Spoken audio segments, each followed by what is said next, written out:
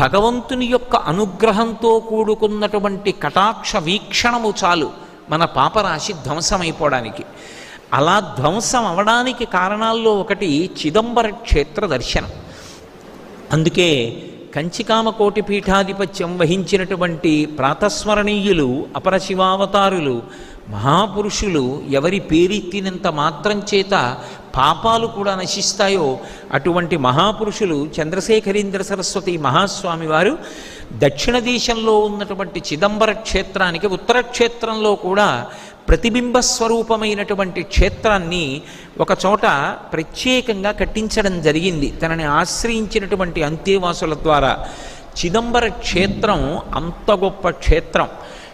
చిదంబర క్షేత్రంలో ఉండేటటువంటి పరమశివుని యొక్క స్వరూపం ఆకాశ స్వరూపము అని పిలుస్తాం.